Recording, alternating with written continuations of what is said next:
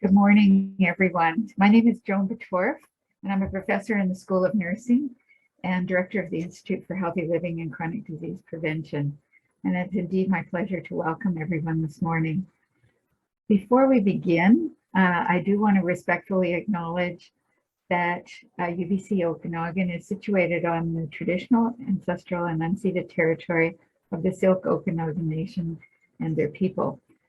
And I'd also like to acknowledge that you might be joining us from places both near and far, and hope that you can take a moment to acknowledge the traditional owners and caretakers of those lands as well. It's a beautiful sunny day here in the Okanagan, and so we're especially appreciative to be able to live, work, and play on this land. So today I'm especially delighted to welcome you to the 10th annual Okanagan Embrace Aging Month. And thank you for joining us today. Embrace Aging, and this presentation is part of Embrace Aging, is in its 10th year, and we're delighted to be celebrating this 10th anniversary. And so thank you for joining us.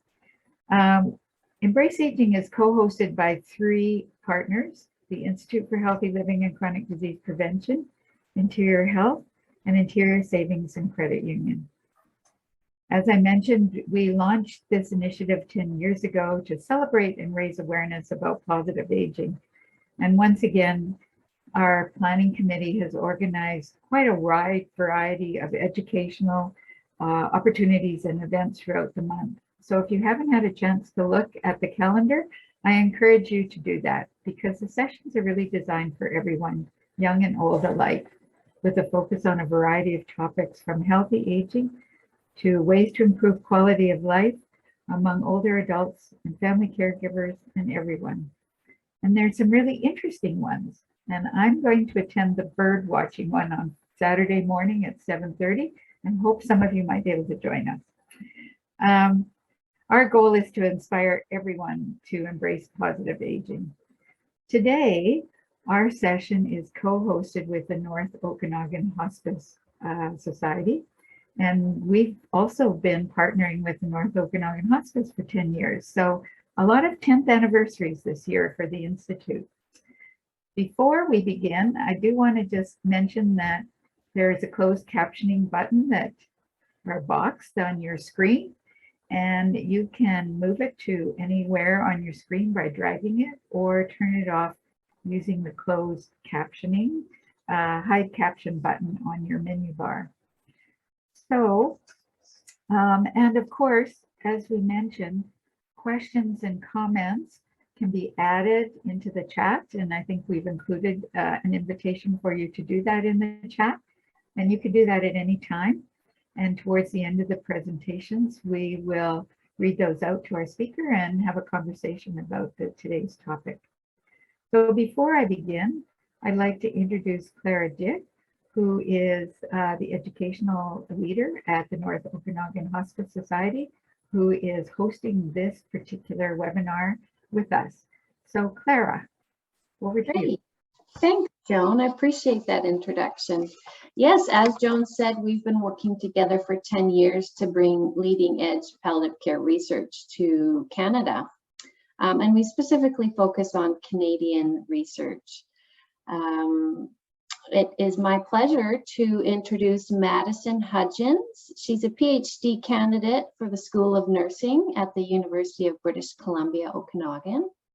And Madison will be presenting on adapting Nav-CARE to support caregivers of people living with dementia, a pilot study. So Madison, I'm going to turn it over to you. Perfect. Thank you both, Joan and Clara. So yeah, I just want to thank you all for attending the webinar today. And as was mentioned, I'm going to be discussing my PhD research that's still very much in progress. And it's focused on adapting Nav-CARE, which is a navigation program that utilizes trained volunteers. And we're adapting it to work in the context of dementia by supporting caregivers of people living with dementia.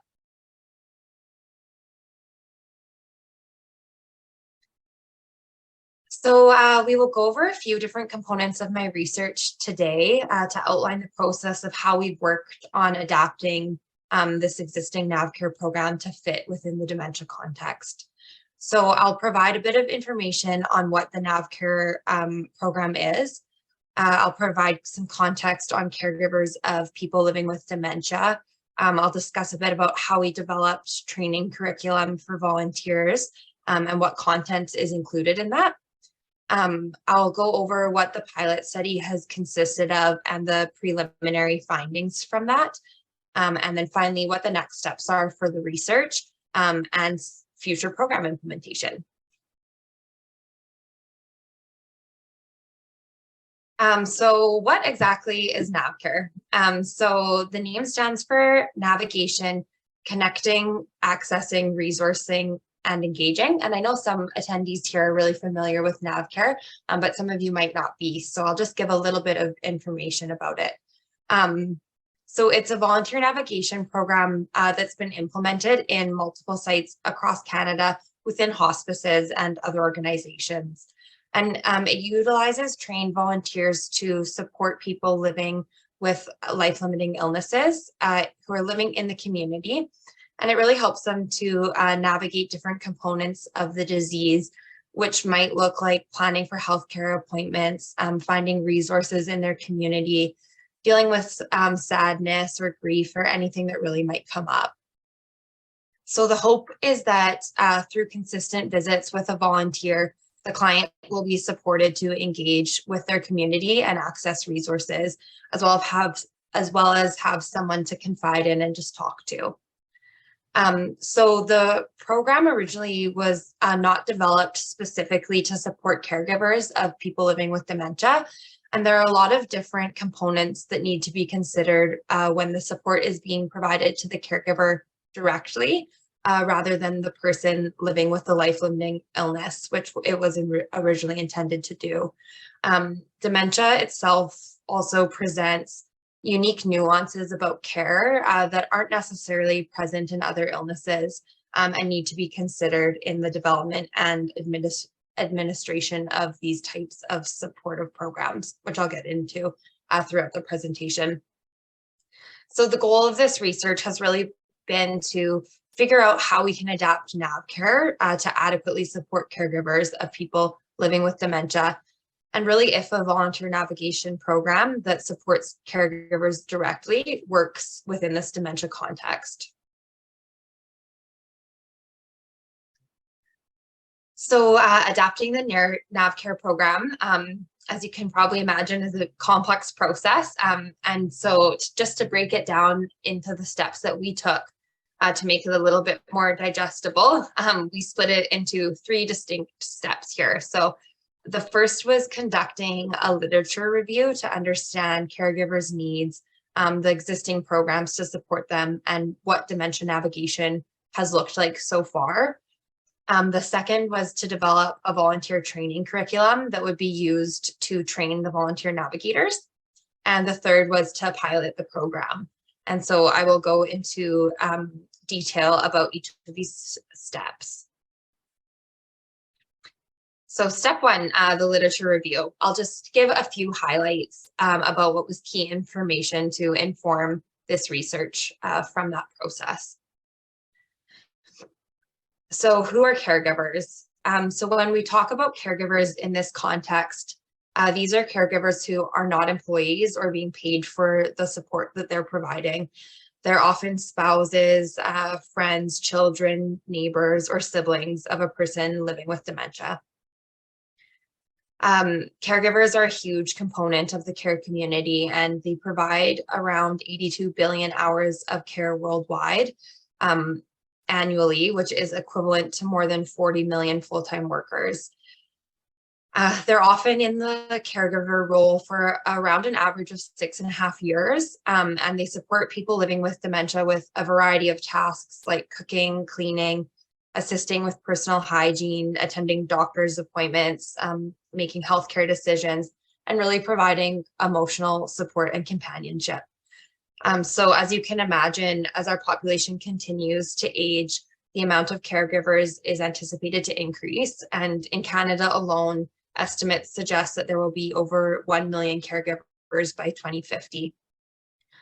So when we look at how they're doing, when compared to caregivers of people with other chronic diseases, caregivers of people living with dementia have a higher level of unmet needs and burden, more family conflict and personal stress, more serious health problems, lower utilization rates of available services, and shorter life expectancies. Some other health concerns include experiences of grief, depression, hopelessness, anxiety, cardiovascular disease, and feelings of being overwhelmed, as well as burnout. So there are a variety of interventions that exist to support caregivers, and they've been developing over the past several years. And part of this increased development can be attributed to the growing awareness and appreciation really of the caregiver role. And I think a good example of this is the recognition of needing to support caregivers that's reflected in the WHO Dementia Action Plan and the National Dementia Strategy in Canada. And both of these identified supporting caregivers as priority action areas for the years ahead. But as was mentioned in the previous slide, despite all of this growing awareness and the programs that do exist, caregivers still have many unmet needs. So as we can see, it's really important that we find some ways to adequately support caregivers throughout their journey. So an example of an intervention to support caregivers that has been developing more so in recent years is navigation programs. So each navigation program that we've looked at in the literature looks a little bit different from one another, but they have similar general approaches. So most of these programs focus on supporting the person living with dementia directly rather than the caregiver. And the people who are providing the support are often employees rather than volunteers. So in many cases, they may be working with several clients on a full-time basis in that role.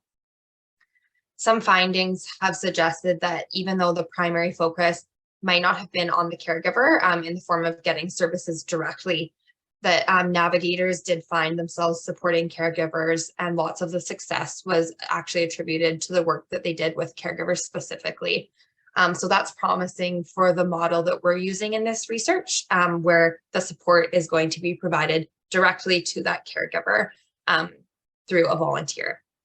So I mentioned those two components specifically just because those are I guess, our particular approach to providing navigational support. So through these programs, they've learned that navigation should provide emotional support, coordination with primary care providers, and should also be able to tailor education and resources to the care dyad's unique needs. I'll probably mention care dyads throughout this presentation, and it's really just referring to the caregiver and person living with dementia as one unit because they're so connected in terms of navigating the journey together, and their well-being is really connected as well. So it's just a way to highlight that and refer to them. So some of the impacts of these programs have been improvements in behaviors and decreased healthcare utilization of the person living with dementia. And caregivers have also benefited from these programs, which is reflected in the experience of improved caregiver burden. It is interesting to note, though, that the evaluation of lots of these navigation programs also focus on evaluating outcomes for the caregivers, for the person living with dementia rather than the caregiver. So that's an area that we can look at in this research as well to try and highlight the impacts on caregivers specifically too. So that was just a short snippet of what came from the literature review, but that brings us to step 2. So the curriculum development. So this is developing the training curriculum for volunteer navigators.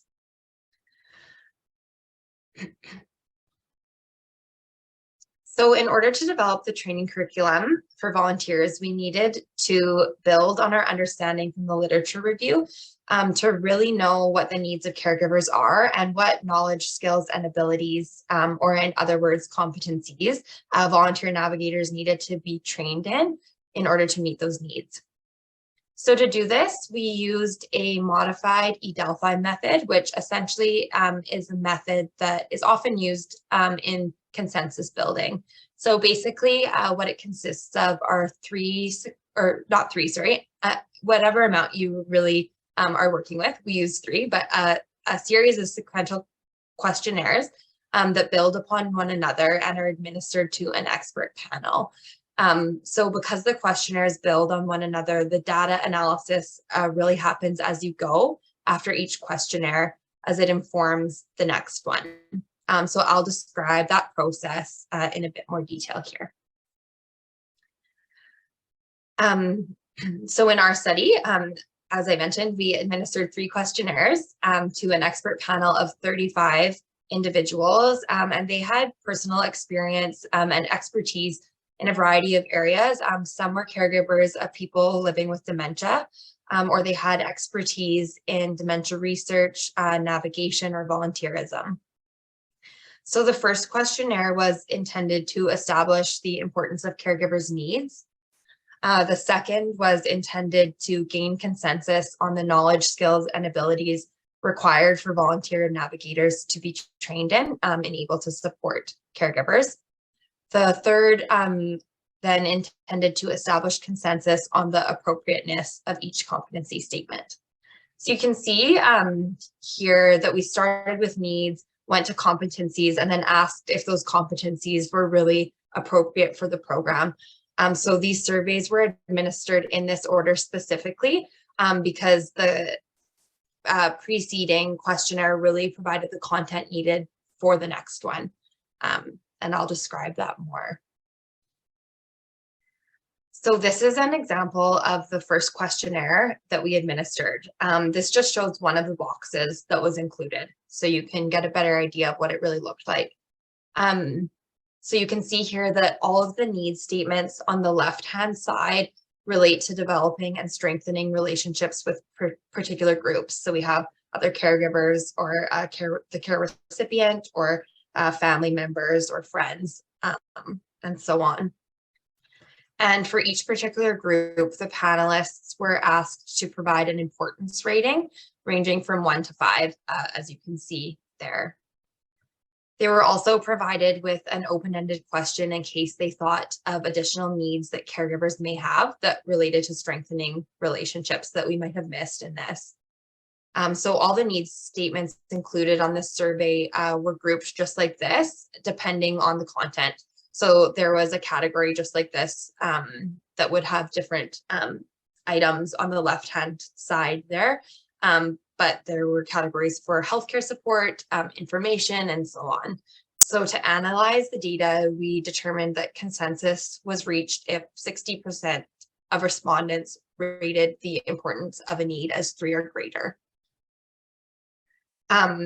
It's just important, I think, to note on this particular questionnaire that we selected these needs and categories based on findings about the needs from the literature review.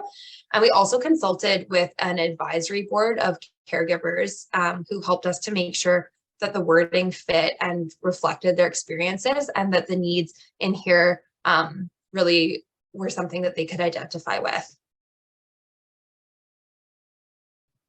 So then the second questionnaire, here's an example of what it looked like. So as you can see, it's a bit different than the first one. So it's only asking for an open-ended question. So we provided the list of needs that were deemed important on the first questionnaire and asked panelists to think of and provide ideas about the knowledge, skills, and different abilities or the competencies that a volunteer would need to have in order to meet those needs.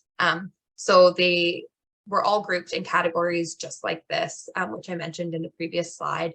And to analyze these responses, we used thematic analysis. So we focused on trying to identify themes between responses, summarizing data and turning that into competency categories and statements. So then that brings us to the third questionnaire. So on the left-hand side there, you can see the list of competencies that we developed based on responses to that previous questionnaire. And panelists were asked to rate the appropriateness of them from 1 to 5. So just like the first questionnaire, to analyze this data, consensus was if 60% of respondents rated the appropriateness of a competency as 3 or greater. And as you can see here, they still remained in those categories. So this one's relational skills. So based on responses from these questionnaires, we were able to determine the final needs that should be prioritized to address within the program. So these are the grouping, that the needs were categorized within. So we have connecting through supportive relationships, physical and emotional health needs, practical help, finding and gaining access to care resources, information, and healthcare support. So within each of those categories, there were several needs. Then we were also able to establish the final competencies that should be included in the volunteer training. So the list of 7 items here reflects the categories that the competencies were organized within. So we have volunteer relational skills, supporting caregiver well-being, supporting the care dyad, identifying and assisting with accessing healthcare services, knowledge of dementia stigma, and support for volunteers for their own well-being. Something that's just interesting to mention about the findings from this was within the questionnaires, respondents weren't necessarily asked directly about existing programs, but often brought up experiences with programs that they have found to be helpful or not so much. So this slide just shows some of the comments that respondents made about programs. And because of this, we added a question to the third questionnaire that asked respondents to highlight services that they found to be really beneficial and why. And we use these responses to create a list of potential resources that could be provided to volunteer navigators that would be able to help them with supporting caregivers in that role. It was really helpful because some of these that were mentioned were national resources that could be accessed from any community. But it also highlighted the importance of knowing what resources are in a particular community that could be utilized, which really emphasized the need for community connection and tailoring programs to the unique and specific needs of a community and understanding what those are when we go to actually use this program. Another important thing to note is that many of the needs and competencies that were identified and developed through this process require a really strong understanding of the nuances of dementia that might go beyond what's expected of a typical volunteer in another role that's not as relational. So the ones that really stood out were identifying and assisting with accessing healthcare services, knowledge of dementia and dementia stigma, and supporting the dyad. And so to explain this a little bit more, volunteer roles that are task related or might require minimal contact between the client and the volunteer may not facilitate the type of relationship development that's envisioned in this navigational role. And so in the context of volunteer navigation with these caregivers, the volunteers will engage in consistent visits over a long period of time, get to know dyads personally, really understand how dementia has impacted intimate aspects of their lives, and ultimately develop a meaningful relationship. And so these nuances really impact the ways that volunteers, caregivers, and people living with dementia interact with one another, as well as the services in their community. And I think it's really important to understand that in order to provide support. Another component of this is that it really emphasizes the importance of approaching support in a way that values relationship-centered care. And that's a concept that we talk about a lot in the context of dementia. And it's really focused on ensuring that there are strong, reciprocal, and interdependent relationships among everyone involved in care, in the care community. So whether that be the caregiver, the person living with dementia, the clinician, or whoever else is involved with that. So relationship-centered care is really an approach to care that underpins this.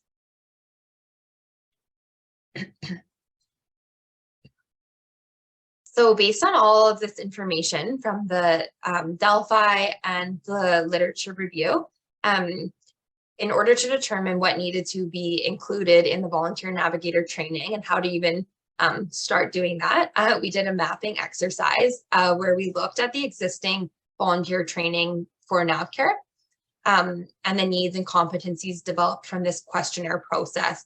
And we determined where there was overlap, what needed to be added, what language might need to be changed to fit the dementia context, or what content might need to be excluded that didn't quite fit with dementia. And this was for the dementia specific training, not to alter the original Nav-CARE training. So from this exercise, we developed 3 key modules that were dementia specific and needed to be included in the volunteer training in addition to that existing Nav-CARE training. And those are communication, navigational support, and quality of life. So the communication module, we developed these 3 learning objectives that are on the slide here that will intend to incorporate some of the nuances of dementia that I mentioned previously. So you can see here, there is a focus on supporting the dyad by getting to understand what really works well for them and what best practices for communication may be. Then we have the navigational support module. So these are the learning objectives for this one. And this is really focused on identifying and accessing resources that are specific to the needs of the caregiver and really the dyad. So it requires an understanding of what they need, where they may require encouragement to try and access different resources and how to actually approach encouraging them in a way that works well for them. Then we have quality of life. So the quality of life module has one distinct learning objective, and that is focused on understanding what kinds of concerns caregivers may have throughout the caregiving journey. So this is focused really on ensuring that volunteers understand that caregivers may be experiencing ongoing grief, loss, anxieties, isolation, and other challenges that impact their overall well-being. And so knowing this can help volunteers to identify when that might be happening and develop strategies to support them. So taking all of this information, all of the modules and learning objectives, we developed a dementia-specific training manual that used them all. And that's what we went on to use for training volunteer navigators. So that brings us to the pilot study. The next step really was to take all this knowledge and volunteer training manual and try out the program. So I'll give a bit of information on what the pilot was all about. So we began the pilot study in September of 2022, and it's coming to a close in the next month or so. So we started by partnering with the Hospice Society of Camrose and District in Camrose, Alberta. And this location was selected because they already have the existing Nav-CARE program running at their hospice, and the volunteer coordinator was able to take on the project. So the volunteer coordinator there is amazing, and she's really assisted us with this pilot in a variety of ways, which has included recruiting volunteers and caregivers, and dealing with some of the day-to-day realities of the program. And the research, which adds another component to it. So in September, after the recruitment was completed, some of the Nav-CARE team went to Camrose and hosted the training that we had developed through that first process that I just outlined. So it took place for around 3 hours one afternoon and focused on content from each of those modules that I discussed. It's important to note too that all of the volunteer navigators that were recruited for this pilot had completed the original Nav-CARE training before taking the dementia specific training. So it was really building on that existing knowledge. So once trained, the volunteer navigators were matched with caregivers and the visits began. So the visits took place over a 6-month period for 1 to 2 hours every other week or so, just depending on availability of both the caregiver and the volunteer. And the visits are still happening as we're wrapping up the 6-month trial in the next couple weeks. So throughout the 6-month period, myself and the volunteer coordinator in Camrose also hosted a monthly drop-in meeting for the volunteer navigators, and it was a combination of hybrid and in-person. It was a hybrid of in-person and Zoom, so it was a combination of those. So the meeting was really intended to provide a space for volunteers to ask questions and get support, debrief about their experiences, and establish a sense of community within the program. And in those meetings, I saw a lot of peer support, a lot of sharing of resources and problem solving when volunteers may not have known about a specific resource in the community that someone else may have had experience with. So I found that those meetings were just really incredible. A key component of the pilot of course, was to evaluate the success of this. So we did this through a mix of interviews with both caregivers and volunteers, questionnaires that were administered to volunteers, and volunteer visit field notes that were submitted to the research team after each visit. So what we were looking at in all of those different forms of data collection was the implementation, the practicality, and the acceptability of the program. And so these components are really important to understand so that we can adjust the program accordingly and make sure that it's really supporting caregivers adequately, and will be able to be implemented in future sites. So the main component of this pilot is really the biweekly visits, and it's important to know what the goals of these visits really are. So overall, it's really to develop a meaningful relationship between the caregiver and the volunteer so that they're able to understand caregivers' needs as well as the dyads, and understand how best to support them based on their personalities, unique circumstances, and other factors. So it is really a personal and intimate relationship, and it can be the foundation to success, I think, and result in engagement to access support in that caregiver. The visits also, while they're intended to encourage people to engage with their communities and access additional resources, they also serve as a resource in and of themselves, as caregivers have someone to confide in, and a bit of mental respite to talk to someone outside of their regular networks, and just engage with someone directly. So at this stage of the game, we've completed the midpoint data collection, so the interviews with caregivers and volunteers, as well as the questionnaires. We've also received many visit notes from volunteers. And so based on this, we have some preliminary data on how it's been going for everyone so far, what kind of navigational support is taking place, and what changes we can make to enhance the program. So I've pulled some quotes on the next couple slides, and they don't reflect everything that we've heard, of course, just because I'm still in the process of trying to code all of this data and get through it. But I think that I tried to pick some quotes that reflect a range of what I'm seeing in the data that I think is important to note at this stage. So I'll start here with what has been good about the program so far from the caregiver perspective. So I have 2 quotes from caregiver interviews here that highlight the potential role and benefit of the volunteer navigator. So the first quote is highlighting both the practical benefits of the volunteer as well as the social, emotional, and spiritual benefits.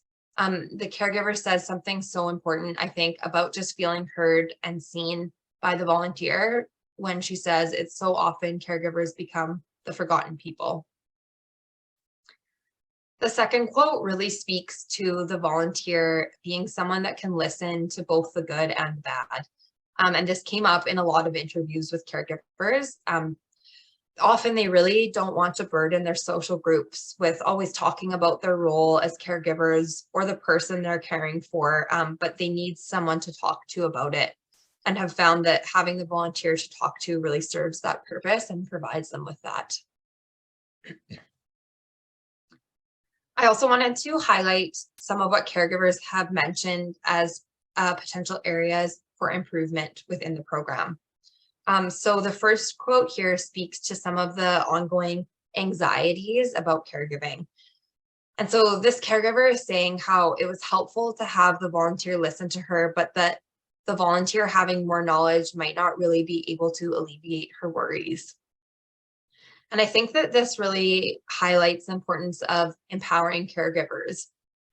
So something that we may need to look at is not just focusing on providing information to volunteers, but also to provide opportunities for caregivers to connect with one another, share information about their experiences, and hear from someone who's lived it. That ongoing anxiety, anticipatory grief, and those components are so important to address in this. And I think they might require a little bit more attention, or thinking about how we can do a better job of addressing that.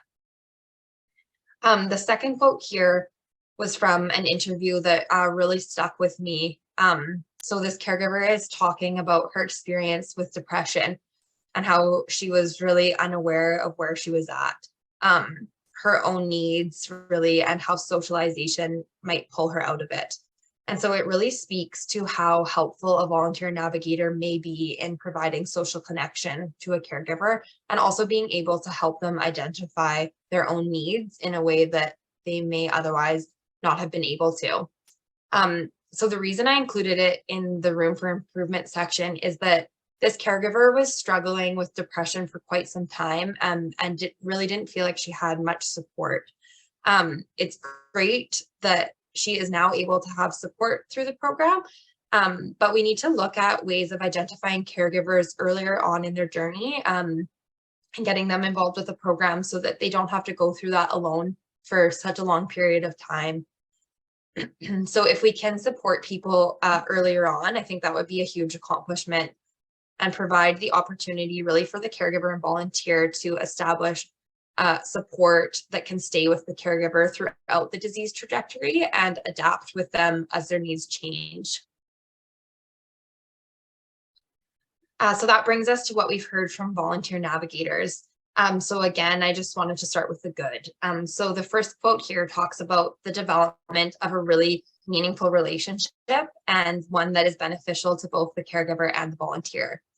So you can tell that this pair really cares for one another and are enjoying their visits. I'm really looking forward to the follow-up interview on this to see after another 3 months how this has developed and what it's meant for support for the caregiver. It also highlights the importance of matching volunteers with caregivers who they may really get along well with and just have that connection with.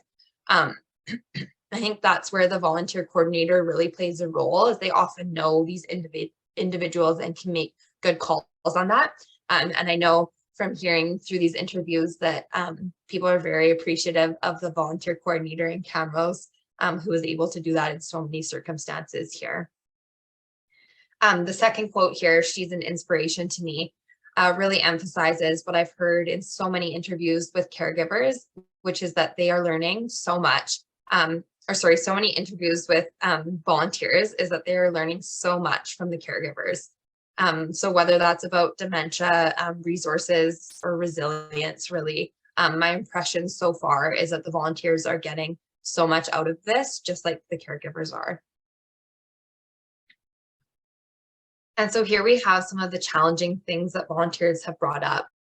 So this first quote really talks about the hard stuff. So this volunteer is saying that sometimes it's hard on the heart to see someone struggling and going through the difficulties of the caregiving journey. And this really emphasizes the importance of our team providing support to volunteers and encouraging them to look after themselves too.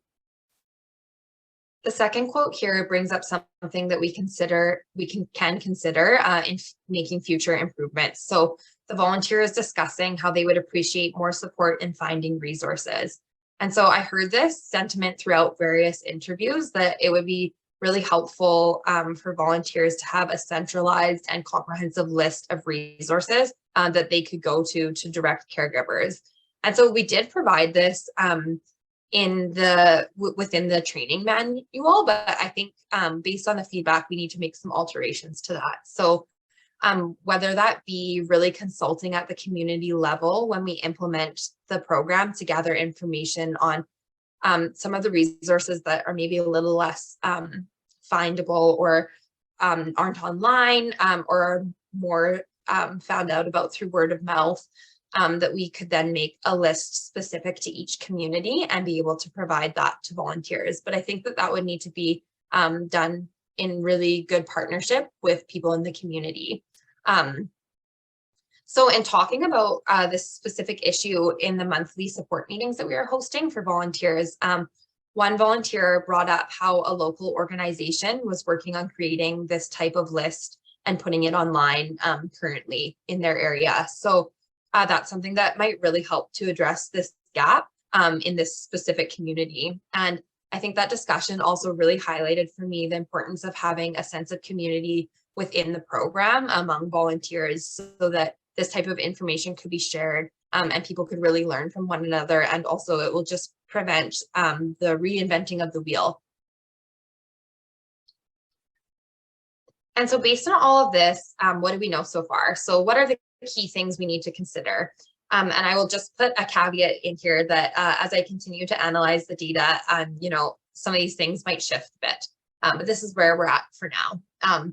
So far, I think it really relates to three areas, which are navigation, the volunteer training curriculum, and the sense of community within the program. And we always want to bring this back to considering how this will help us to understand the implementation, practicality, and accessibility of the program, which is what we're looking at. So in terms of navigation, we've heard a lot about what types of things volunteers are supporting caregivers to navigate, which looks a little bit different than what's involved in the volunteer role for navigation with other illnesses. So for this, we've seen that there's navigation with legal complexities like power of attorney and estates. There's navigating family dynamics when people are in disagreement about what decisions the caregiver is making. And there's also, of course, navigating the healthcare system and that anticipatory and ongoing grief. What types of things volunteers are supporting caregivers to navigate is really important to understand because it expands our knowledge on what navigation can look like in dementia care at a practical level and what it really means in this context and who can provide it. So far, it looks like the volunteers are able to support with this type of navigation when they've been provided with the training and when they have support from the team. So in terms of the training, we have heard a bit about the need for more resources, as I mentioned previously. And we've also heard that volunteers would really like to have more training on dementia, specifically hearing from a provider directly with expertise in this area that they're able to ask questions to. So we heard that volunteers also wanted a longer training session so that they could really dig into the content, do more role play and look at more case studies because they found that really particularly valuable in the training. We also heard volunteers indicate that beyond the training, they are learning so much from the caregivers, as I mentioned before. And so connecting caregivers to one another too would be something that I think would be very valuable in this. In terms of community, we heard a lot about the importance of providing support for volunteers, the benefit of in-person contact, the potential for caregivers to connect with one another directly and hear about each other's experiences and learn together, which I've mentioned. And that really this is a mutually beneficial opportunity for caregivers and volunteers that provides a sense of community for them both. So next steps, as I mentioned before, we've finished the midpoint data collection, but I'm still in the process of analyzing that data. And so all of this data is being analyzed using thematic analysis based on Brown and Clark's work, which really emphasizes reflexive data analysis. So that's what I've been using throughout and will continue to do with the endpoint data. So once that's complete and the 6 months comes to an end, we will move on to the endpoint data collection, which is another round of interviews and analysis, as I mentioned. we'll then make changes to the volunteer navigator training curriculum based on these findings, as well as any changes to the approach that we're taking to this that need to be made. Then we can start to think about the different contexts in which this program might be implemented and try to work on more widespread implementation. And ultimately, the hope is that by doing all of this, we can provide better support to caregivers and improve the care of people living with dementia as a result. And also really, we hope to be able to understand navigation in the context of dementia care on a deeper level. And those are my references. So thank you, everyone. And I'm happy to have any questions.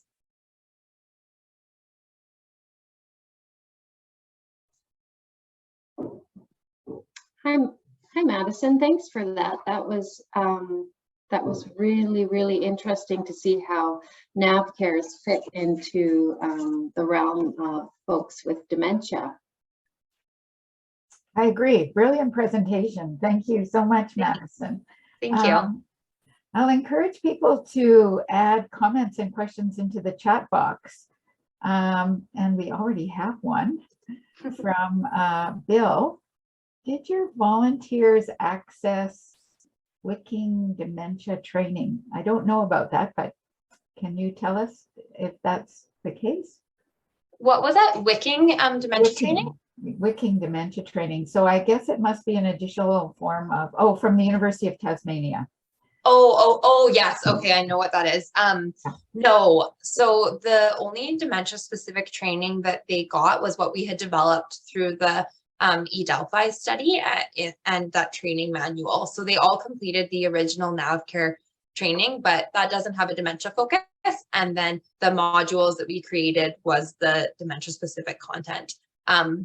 But I know the program you're talking about, and I think that's a really good resource.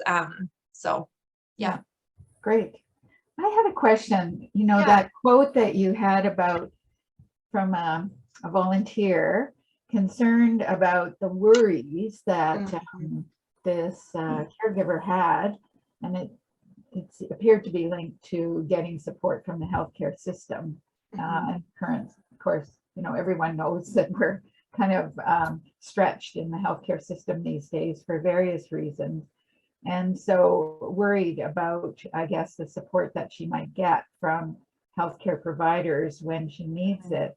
And so I guess I wondered if there was a role for volunteers to do some advocacy, either on behalf of a caregiver or to support a caregiver in advocating for their access to healthcare, whatever they might be needing when they're feeling like they're at a loss.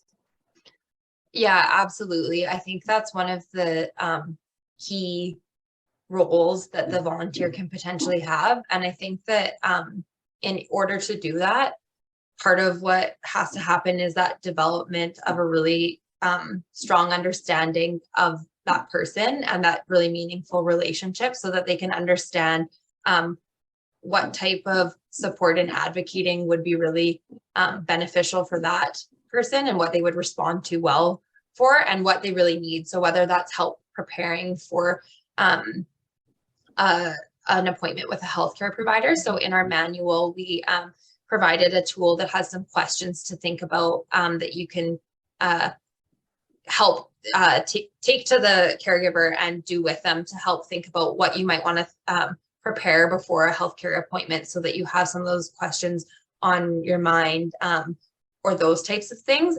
And I think in the interviews, what I've seen as well is that people want a lot of support in navigating the healthcare system specifically. And they want the people who are supporting them to have a really strong understanding of dementia.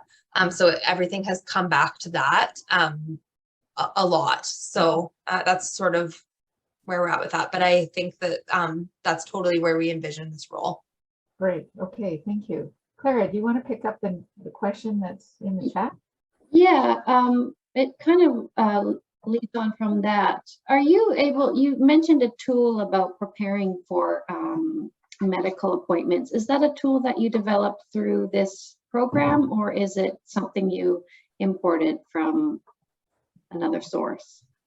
Yeah, so we used several ones that were existing already and adapted them for this context. So it's pulled off of a few different existing tools, but is original to this.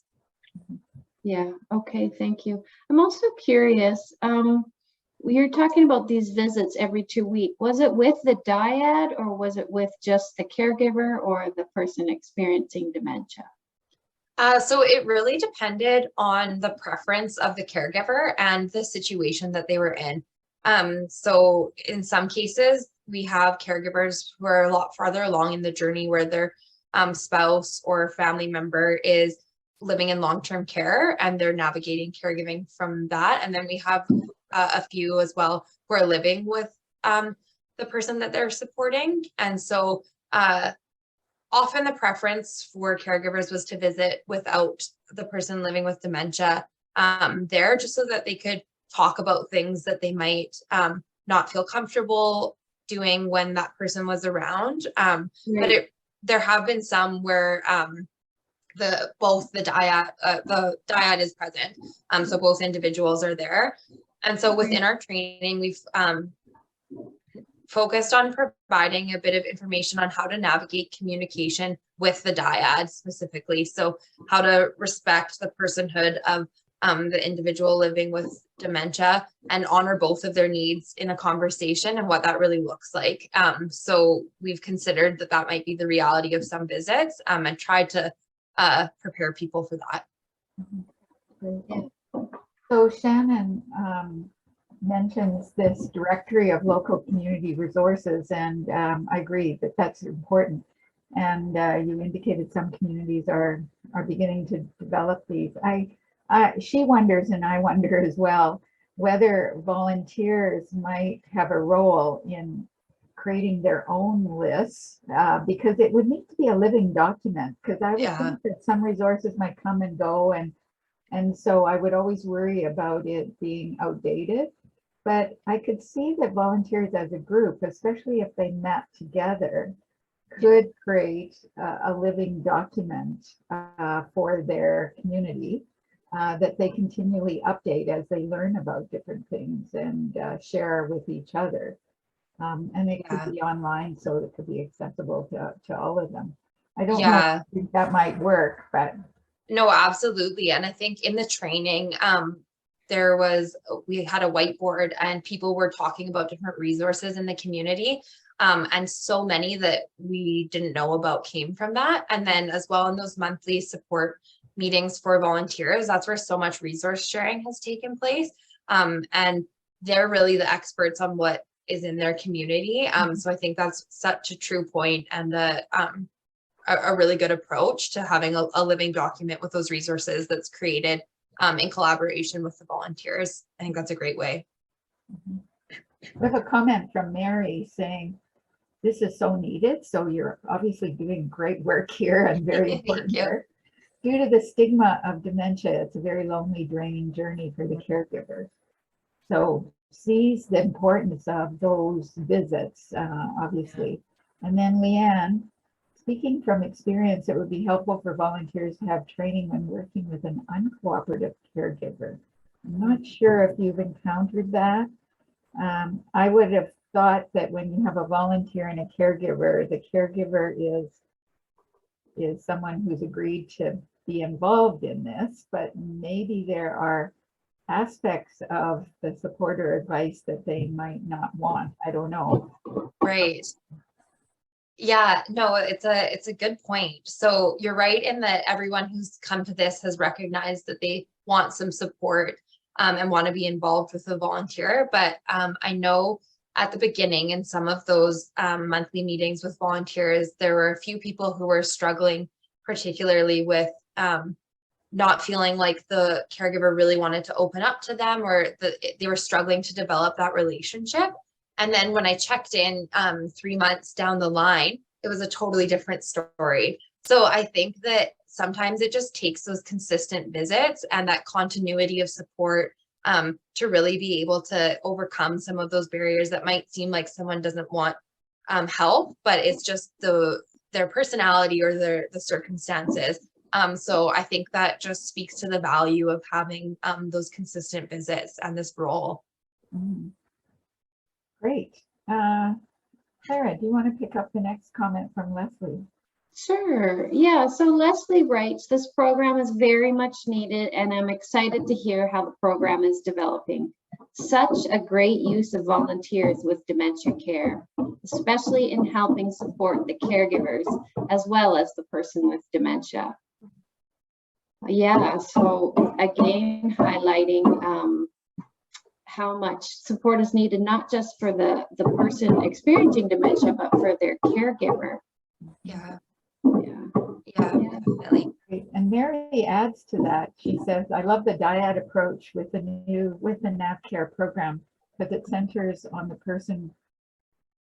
The program centers on the person with the illness only. The volunteer is loyal to that person, and their spouse may have felt left out. So just wondering if you've encountered that, where the spouse, which I'm assuming is the person with dementia, might feel left out of this interaction, this social interaction.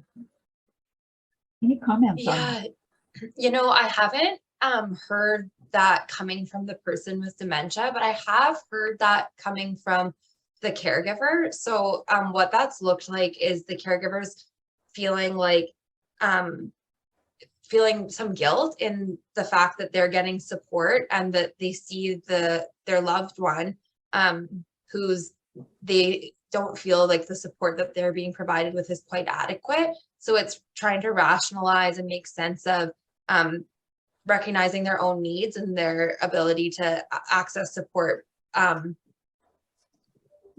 Yeah, so it's balancing that. So I've seen it in that sense. But I think it's that comes down to the relationship with the caregiver and volunteer and how they can help address that, I guess, based on their own circumstances, and where they can try and fill in some of those gaps or set up more supports so that they feel like their loved one is also benefiting. Yeah. I got a clarification on the previous question.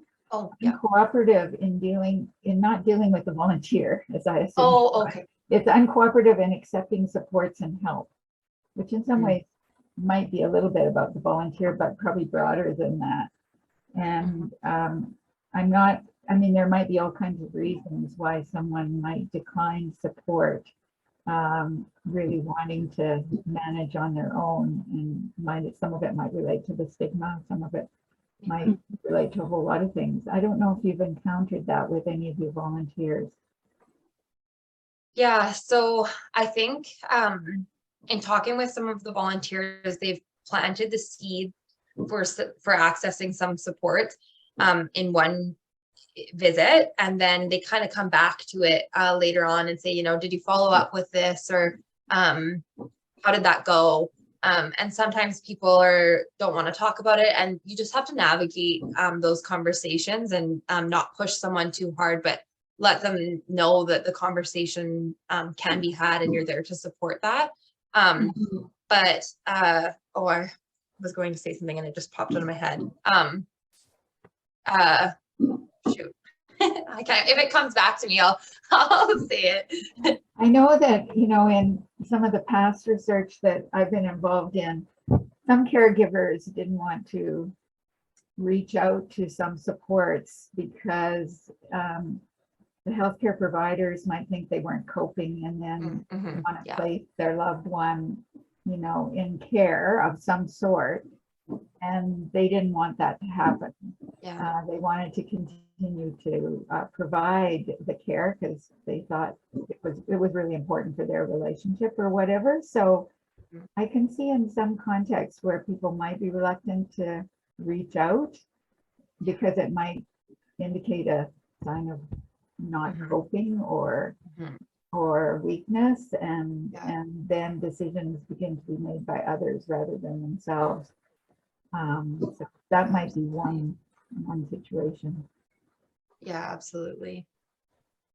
we have lots of thank yous here in the post, and I see we're out of time, and so I reiterate what people have said in the post. This has been really fabulous work and really promising in terms of supporting caregivers of people with dementia and really bringing community support in a very positive way through the volunteer system.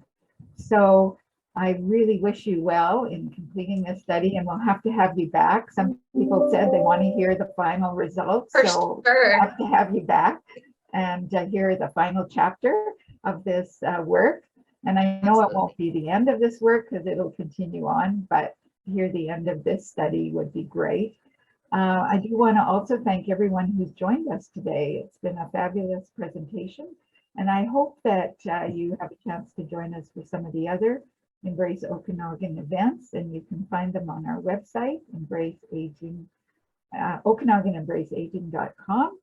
And so we look forward to seeing you to some of the rest of the events during the month of March and any of our other webinars throughout the year. So you'll receive an email with an online evaluation form. We encourage you to fill that out and welcome any feedback or suggestions you might have.